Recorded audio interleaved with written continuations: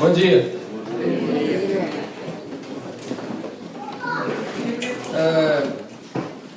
Quando a irmã Abigail me pediu, a estar trazendo a mensagem nesta manhã, no dia de hoje, ela mandou também o tema, né, sobre o qual nós estaremos tratando, mandou o personagem bíblico que nós estaremos estudando hoje. Eu confesso aos irmãos que na hora eu virei para minha esposa e falei assim, fiz esse porque é um texto ou um livro sobre o qual nesses 15 anos de ministério que eu já tenho de ordenação, nunca preguei. E desde a minha época do seminário havia muitas discussões acerca desse livro, por uma curiosidade única, que eu não sei se todos os irmãos sabem, mas aqueles que já estudaram o livro de Esther sabem muito bem que o nome Deus, a palavra Deus, né, Elohim ou Yahvé, não aparece no livro. E desde o seminário havia muitas discussões sobre este livro, mas não por causa disso, não sei, mas nunca havia feito uma mensagem sobre Esther. Nunca nesses 15 anos eu nunca tinha explanado ou falado com os irmãos no púlpito sobre Esther. E é interessante porque ao longo desse tempo que a irmã Abigail tinha me passado, eu fui lendo o livro, fui estudando e achei 4 características que gostaria de compartilhar com os irmãos hoje. 4 textos ou 4 pedaços do livro de Esther, que eu gostaria que os irmãos pudessem já abrir lá suas Bíblias do livro, que eu gostaria de estar compartilhando. Mas antes de falar propriamente, ou de ler propriamente esses textos, eu gostaria de fazer um resumo daquilo que foi a vida desta mulher, dessa jovem, Esther. Esther era uma menina órfã, né, que perdeu os seus pais, talvez muito cedo, muito jovem ainda. Os seus pais haviam falecido. A Bíblia não relata muito bem o porquê ou como que eles faleceram, de que, ou se alguém, ou o próprio reino, né, dos persas havia matado os seus pais.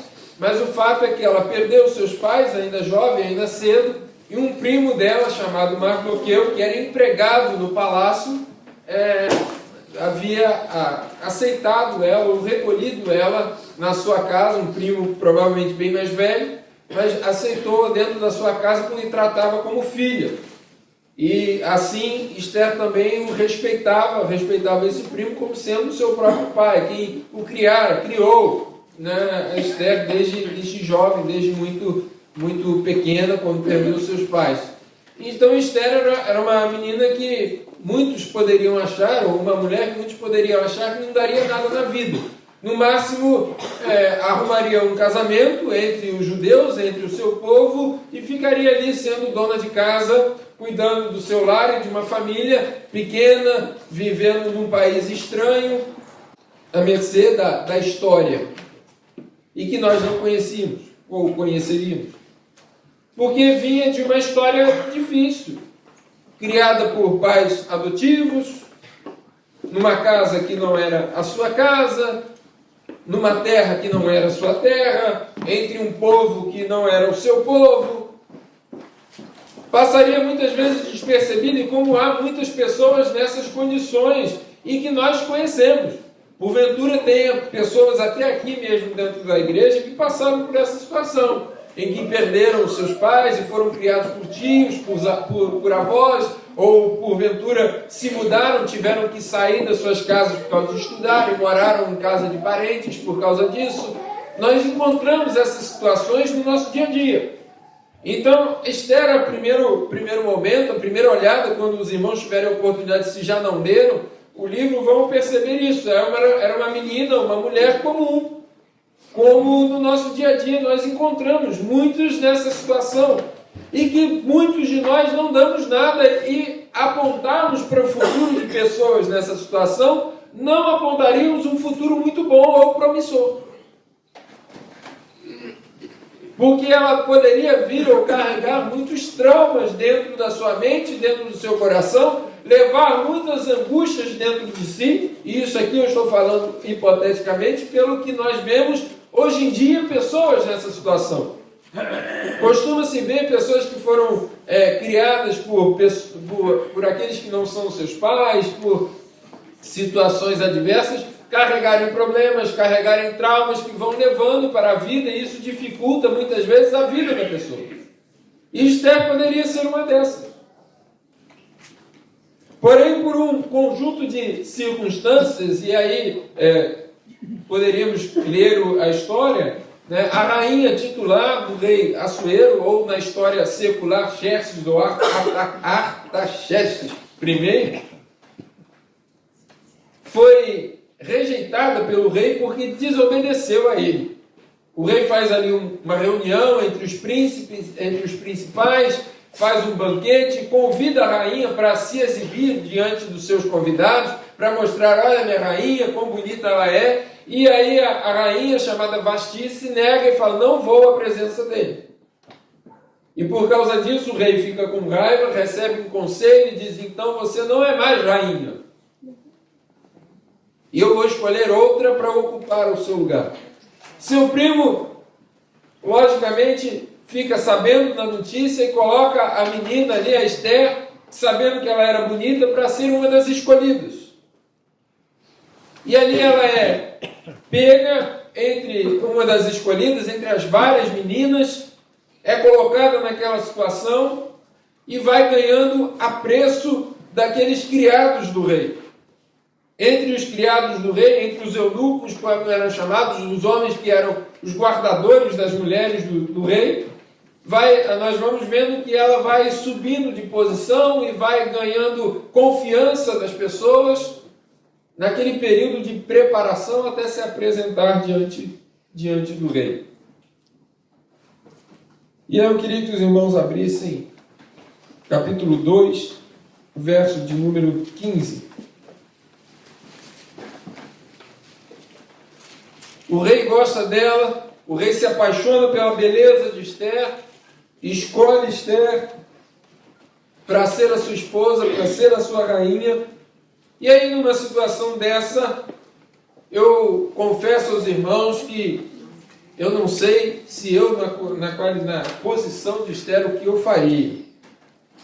Mas aí vem o primeiro destaque que até a irmã colocou aqui para nós, que é Esther se destaca em primeiro lugar pela sua humildade.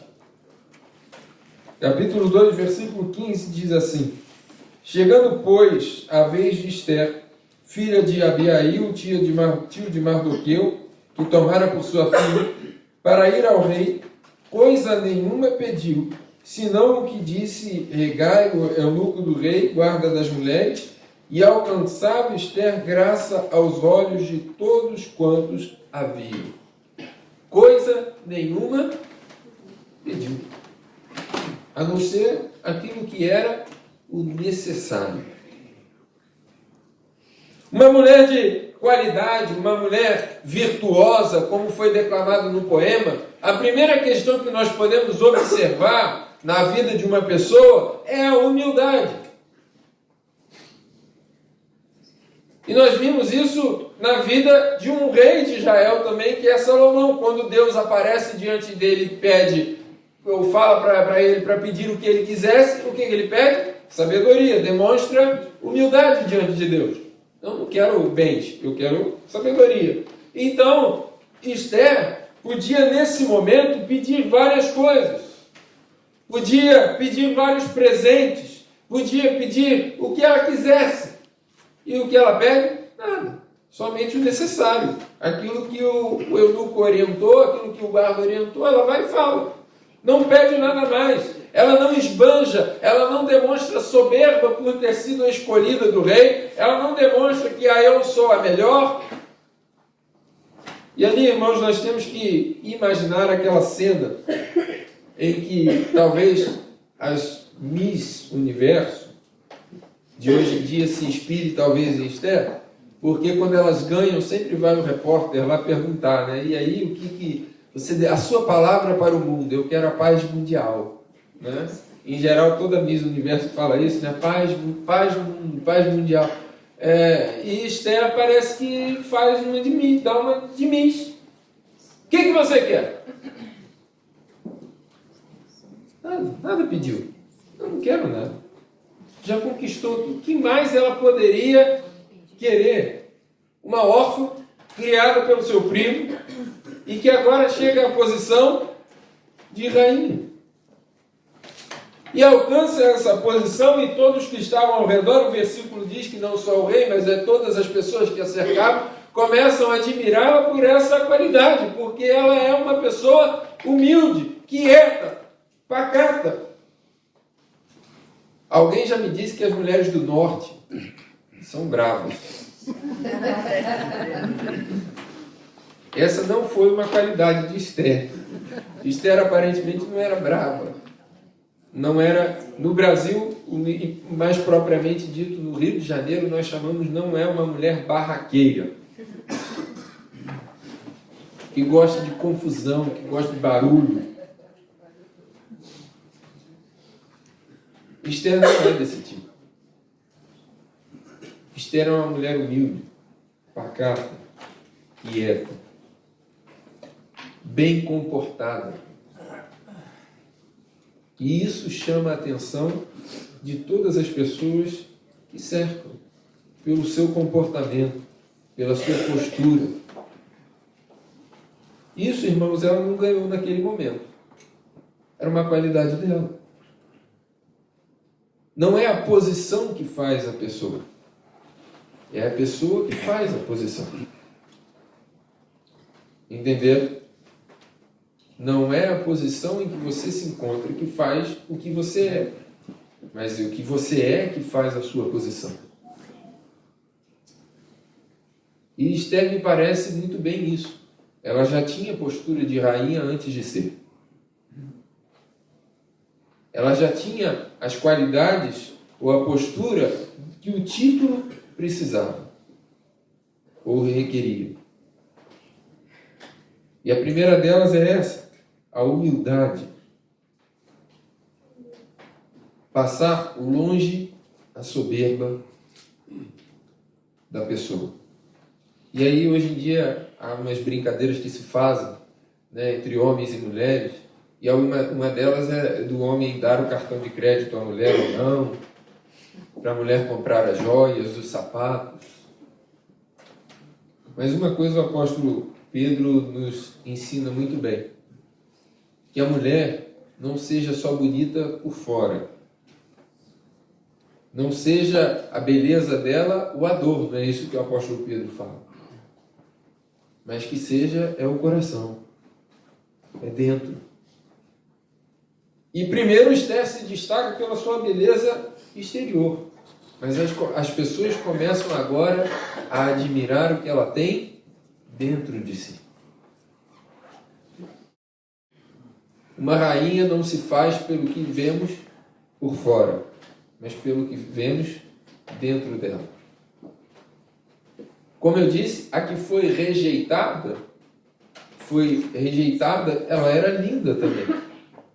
Tanto que o rei queria mostrar para os príncipes, queria se vangloriar, porque a beleza da rainha que ele tinha. Mas o que faz a beleza real de uma mulher, de uma pessoa, de um crente, é aquilo que vai por dentro. Esther então começa demonstrando pela humildade. Rejeita outros pedidos, rejeita outros presentes, mas ela fica com aquilo que é necessário. E isso é difícil. Nós escolhermos somente aquilo que é necessário. É muito difícil. No versículo 20, mais à frente um pouquinho, do mesmo capítulo, nós vemos assim: Esther, porém, não declarava a sua parentela e ao seu povo, como Mardoqueu lhe ordenara, porque Esther cumpria o mandado de Mardoqueu, como quando a citara. Seu primo havia colocado ela para ser uma das escolhidas entre as meninas ali, para ser escolhida para dentro do palácio, para ser a mulher do rei, mas disse a ela claramente: olha, não fala que você é judia. não declara ao seu povo. E aqui eu vejo outra qualidade de Esther: obediência. Porque fala exatamente no versículo 20 que Esther cumpria o mandado de Mardoqueu. Mardoqueu era seu primo, mas ela o tinha como seu próprio pai. Foi ele que criou. Então o respeito que Esther tinha por Mardoqueu era o respeito de filha por pai. O pai disse e ela honra o seu pai. Isso demonstra obediência. Era uma pessoa capaz de cumprir aquilo que se falava, cumprir aquilo que se prometia, cumprir aquilo que se tinha planejado. Quantos de nós somos capazes de ficar com a boca fechada? De não contar segredos, de não falar as coisas antes da hora, de não dar com a língua nos dentes antes do momento correto. Irmãos, temos os momentos corretos de se falar todas as coisas. Há hora e há tempo para tudo, como dizem Eclesiastes. Há tempo de falar e há tempo de ficar calado. E esse era o tempo de ficar calado. Esther, então, contraria o que nós brincamos com as mulheres que não conseguem ficar caladas e fica calada. Mas isso, eu não vou sair daqui, né? Mas isso, irmãos, é cientificamente comprovado, né? As mulheres têm a necessidade de falar mais. É cientificamente comprovado. Quem diz é cientista, não sou eu. Mas é verdade, as mulheres têm a necessidade de falar muito mais do que os homens. Os homens gostam mais de ficar quietos. Mas é interessante a capacidade de Esther de ficar quieta, de saber o momento certo de falar as coisas. E uma coisa que o avô da minha esposa dizia, e que meu sogro sempre repete, e eu vou puxar a orelha das mulheres aqui um pouquinho, é que o avô da minha esposa sempre dizia que as mulheres de hoje não sabem o que falar. E ele ficava, às vezes, bravo, porque as mulheres que o cercavam, né, ou quem estava ao lado, ele ouvia assuntos ou ouvia palavras que não eram boas de se ouvir. E ele falava isso. E muitas vezes nós passamos por situações assim. A mulher virtuosa, o varão valoroso, seja qual for o seu gênero, tem que saber a hora certa de falar e de ficar quieto. Tem momentos em que precisamos tomar atitude, em que precisamos sentar e conversar e falar e esbravejar, e tem momentos que não. Tem momentos que é preciso ficar quieto. E a obediência nesse momento à palavra de Deus é importantíssima. Obediência para Deus, na característica, na vida de um cristão, é de suma importância. Porque nós podemos pensar que para Deus é muito importante eu estar aqui na igreja e cantar louvores. Nós podemos pensar que é muito importante para Deus eu estar aqui na igreja e dar aula na EBD, ou frequentar a EBD. Nós podemos pensar que é de suma importância para Deus eu estar no horário certo. Nós podemos pensar que é de suma importância para Deus eu tocar as notas certas no meu instrumento. Mas alguém, um rei, pensou tudo isso. Que é importante adorar e sacrificar coisas para Deus, mas o profeta disse ao rei o quê? Melhor obedecer do que sacrificar. Para Deus, a obediência vem em primeiro lugar. E Esther tinha essa característica na sua vida. Ela obedecia. Ela cumpria o planejamento. Ela cumpria com aquilo que tinha sido traçado ou combinado.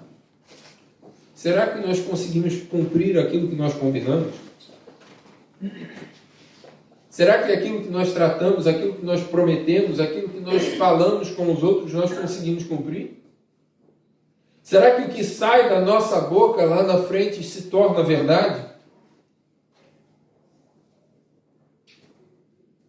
São coisas que nós precisamos começar a refletir, porque é uma característica que eu vejo nessa história de Esther e na vida dela.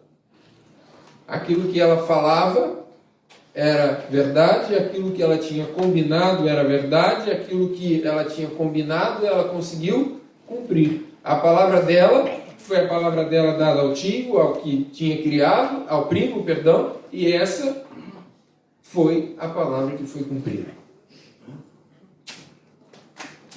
Por isso, Jesus também nos diz que a nossa palavra tem que ser sim ou não. Para que nós não nos embolemos nas nossas próprias palavras e falas. Agora pula um pouquinho e vai para o capítulo 14. Foi o texto que nós lemos aqui, a irmã Neide leu. Capítulo 4, a partir do verso 14. Capítulo 4, a partir do verso 14, diz assim: porque se de todo te calares neste tempo, socorro e livramento de outra parte virá para os judeus. Mas tu e a casa de teu pai perecereis. E quem sabe se para tal tempo como este chegaste a estes reinos. Então disse Esther que tornassem a dizer a Mardoqueu: vai, ajunta todos os judeus que se acharem em Susã, e jejuai por mim, e não comais nem bebais por 3 dias, nem de dia nem de noite, e eu e as minhas moças também assim jejuaremos, e assim irei ter com o rei, ainda que não é segundo a lei, e perecendo, pereço. Irmãos, a característica que eu vejo aqui em Esther, mais à frente na história, é dependência de Deus. Embora a palavra, como eu disse no início, a palavra Elohim ou Yahvé não apareça no livro de Esther, nós vemos uma total, nesse texto, total dependência dela e do povo de Deus. E é o que ela declara aqui, o que estava acontecendo. Um capitão que o rei muito reconhecia, chamado Amã, ele é muito querido pelo rei, muito elogiado pelo rei, posto acima dele só havia o próprio rei. Ele arma uma cilada por causa do primo de Esther, por raiva ao primo de Esther. Ele arma uma cilada para acabar com todo o povo judeu. E faz com que o rei assinasse um decreto em que mataria, ou todas as pessoas pudessem matar os judeus e pegar todas as suas posses. Quando o primo de Esther fica sabendo, vai a Esther e fala: você é rainha, por favor, interceda ao rei a nosso respeito. E a Esther fica com medo porque ela não pode entrar na presença do rei sem ser chamada. E aí Mardoqueu dá essa resposta no versículo 14: olha, se você se calar, vai haver outro socorro, ou seja, Deus vai enviar outro socorro. Mas foi para isso que você chegou nesse tempo aí. Deus domina tudo, Deus sabe de todas as coisas, Deus conhece tudo e Deus coordena os tempos, as estações, e Ele colocou você aí nesse momento para isso, Esther, para salvar o nosso povo. Deus sabe de todas as coisas. E aí Mardoqueu, na sua fé, fala: se não for você, vai ser outra pessoa, vai ser outra coisa. Agora você está aí nesse tempo para isso. Esther então entende o que Mardoqueu fala, entende que a responsabilidade pelo seu povo era dela naquele momento. Só que ela não vai por ela mesma. Alguém pode dizer, ou já vi outros momentos em que as pessoas falam que Esther foi corajosa, de fato foi, por entrar na presença do rei sem ter sido chamada. Mas ela mostra aqui, mais uma vez, na sua humildade, ela mostra que ela depende de Deus para isso. Porque antes de tomar coragem e ir falar com o rei, o que é que ela fala? O que é que ela faz? Olha, jejuem, orem por mim, peçam a Deus por mim, porque eu também vou fazer o mesmo. Eu vou jejuar, vou orar, e as minhas empregadas todas vão fazer comigo. As minhas meninas, aquelas que cuidam de mim, também vão fazer isso. Nos momentos de dificuldade, ela demonstra uma dependência de Deus muito grande. Nos momentos de dificuldade, de quem você depende? De quem você depende, irmão? Será que você depende de Deus? Ou quer depender das suas próprias forças? Quer depender das suas próprias mãos? Quer bater no peito e falar, eu sou corajoso, eu vou enfrentar o problema e acabou? Nós destacamos também o rei Davi, dizendo que quando era moço, quando enfrentou Golias, ele era corajoso e foi lá e enfrentou o gigante. Mas ele diz que ia enfrentar o gigante como? Eu vou em nome de quem? De Deus. Eu vou em nome de Deus. Aquele, na época, baixinho, pequenino, garoto, Davi, falou o quê? Eu vou em nome do Senhor, eu vou em nome de Deus. Estão com medo por quê? E falou para o povo de Israel na época, vocês estão com medo por quê? Nós não temos Deus? Quem é esse gigante? Quem é esse incircunciso? Não é assim que Davi fala? Para vir zombar do nosso povo, para vir zombar do nosso Deus. A rainha, então, Esther, ela toma a postura que tem que ser tomada e fala, nós precisamos jejuar e orar, nós precisamos depender de Deus, para que Deus entre na situação, para que Deus venha com socorro, porque o socorro vem dele. Eu não posso entrar numa situação, não posso entrar numa batalha sem que Deus esteja presente. Eu não sei aqui, mulheres que estão aqui hoje, quais as batalhas que vocês enfrentam nas suas casas, nos seus lares, mas dependam do seu Deus para entrar nelas. Não guerreiem sozinhos. Tem problemas, tem dificuldades. E aí para os homens também serve isso, né? Porque os homens também enfrentam muitas dificuldades, os crentes enfrentam dificuldades. Tem uma luta se aproximando, tem uma guerra, tem uma batalha pela frente, o que eu faço? Vou para a guerra sozinho? Não, eu vou pedir a Deus primeiro. Eu vou orar primeiro, eu vou dobrar os meus joelhos primeiro. Eu vou dizer, Deus, eu dependo do Senhor primeiro. Tem uma batalha pela frente. Nosso Mestre, nosso Senhor, nosso Salvador Jesus também demonstra isso. Apesar de não precisar, mas antes de começar o seu ministério, o que Jesus faz? Deserto. Orar e jejuar. Estou errado? Não.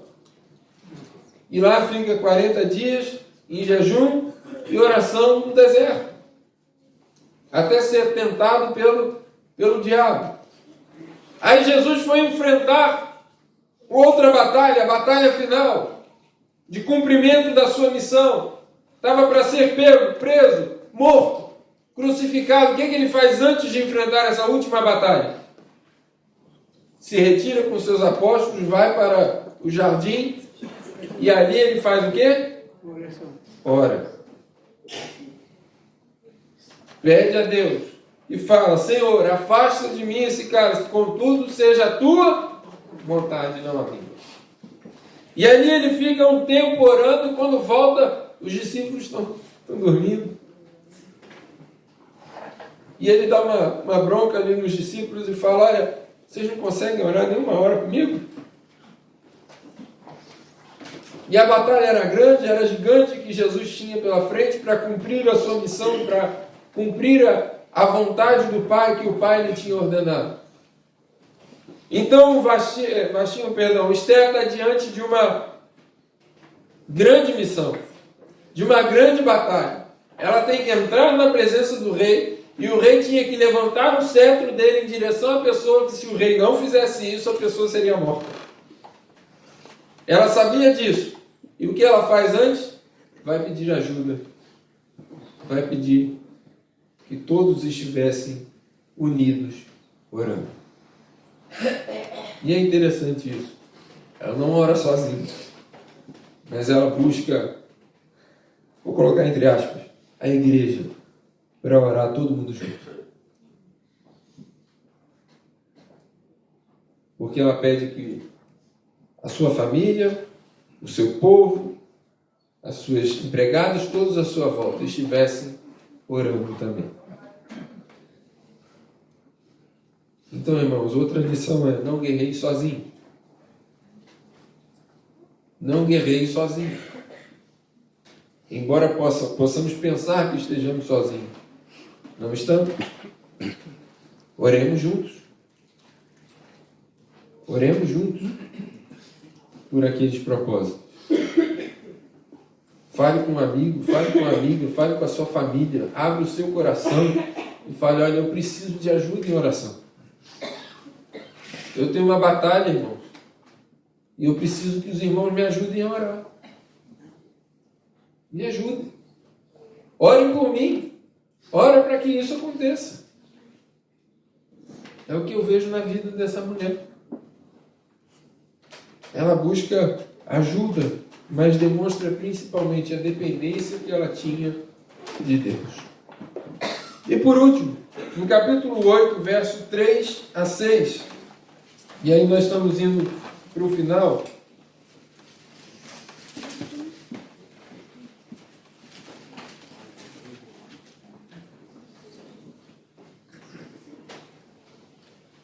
Capítulo 8, verso 3 a 6 diz assim: falou mais Ester perante o rei e se lançou aos seus pés e chorou e lhe suplicou que revogasse a maldade de Amã, o seu intento que tinha intentado contra os judeus. E estendeu o rei para Ester o cetro de ouro.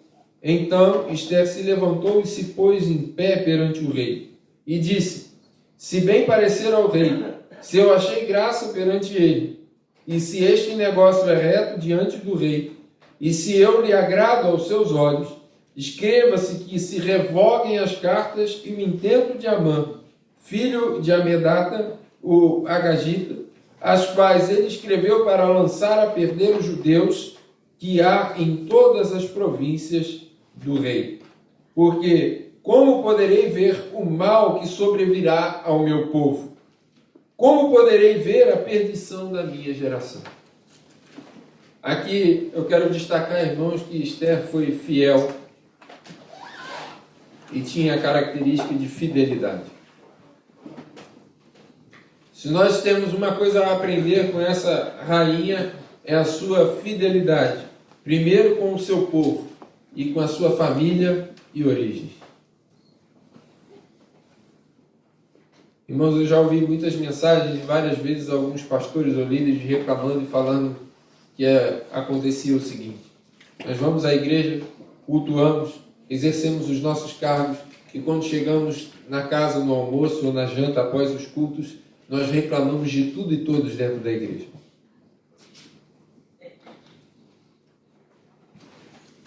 Nós não somos fiéis ao nosso povo. Você é fiel ao seu povo? E o seu povo é esse aqui, Igreja Batista de Matosinhos. Você é fiel ao seu povo? Ou você fala mal do seu povo? Se o seu povo for criticado ou perseguido, você vai dar as costas ou vai proteger? Se o evangelho ou os evangélicos forem perseguidos em Portugal, você vai se esconder ou vai aparecer e ir contra a perseguição? Você é fiel ao seu povo, às suas origens? Você é fiel à sua família? Porque isso é demonstrado claramente nas palavras de Ester. Como poderei eu ver o sofrimento do meu povo? Eu não posso ver o sofrimento do meu povo. Eu não posso ver a minha família, a minha geração se perder. Ela se apega à geração dela, se apega à família dela, ao povo dela. E agora sim era hora de falar: eu sou judia. Eles são meu povo. Eu não posso ver eles se perdendo, eu não posso ver eles morrendo. Era hora de assumir, e agora, meus irmãos, é hora de bater no peito e falar: eu sou crente sim, eu acredito em Jesus sim, eu luto pelo meu povo sim, eu sou da Igreja Batista sim, e eu vou até o fim por ela. Eu não posso ver a igreja se perder, eu não posso ver a minha geração indo para o inferno. Não posso ver isso. Eu tenho que lutar por eles. Eu tenho que estar junto com eles. Mas algumas vezes nós sabemos mais é criticar e falar mal de nós mesmos do que ajudar. E eu quero que nós possamos mudar essa realidade. Que nós possamos, a partir das circunstâncias certas, do momento certo, nós temos que assumir a nossa postura. Esther então percebe que está com vantagem, está na hora, o rei abre, coloca o cetro ali para ela e fala, pode falar, é seu momento agora, rainha, fala. E ela vai com toda a sua força e defende o seu povo, defende as suas origens. Defende a sua família, defende a sua casa.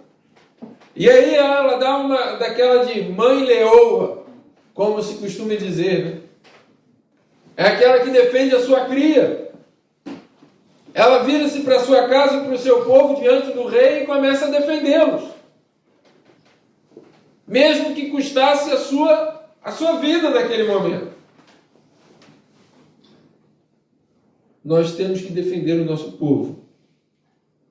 Nós temos que defender a igreja que nós somos. E às vezes nós ficamos, né? Eu sou daquela igreja. Não, você não é daquela igreja, você é aquela igreja. E se você fala mal de alguém daquela igreja, você está falando mal de si próprio. Porque você é aquela igreja. Esther, então, demonstra essa característica. E o que eu vejo nessa história, para a gente concluir, o que eu vejo é que todas as coisas estão no controle de Deus. Todas as coisas cooperam para o bem daqueles que amam a Deus. Irmão, não importa a situação que você se encontre, se você é órfão, se você não tem ninguém, ou se você está cercado de pessoas. Mas o que é importante é que todas essas circunstâncias contribuem para que o plano de Deus seja efetuado na sua vida e na vida daqueles que te cercam. Então, que nós sejamos humildes, que nós sejamos obedientes, que nós tenhamos dependência desse Deus que nós confiamos e que nós sejamos fiéis a esse povo. Amém? Amém. Curve sua cabeça agora, feche os seus olhos. Eu queria que nós orássemos, pedindo a Deus que isso que nós aprendemos com essa rainha possamos colocar em prática na nossa vida, na nossa igreja, na nossa casa, onde quer que nós estejamos a andar. Deus comanda todas as coisas e está no controle da sua vida. Sim, Pai querido, nós agradecemos-te porque tu estás no controle de todas as coisas e, na verdade, muito mal pode vir sobre o teu povo, porque o diabo, o inimigo, as circunstâncias, aqueles que nos odeiam pelo facto de sermos cristãos, desferem às vezes contra nós mentiras e todo o tipo de mal, Senhor.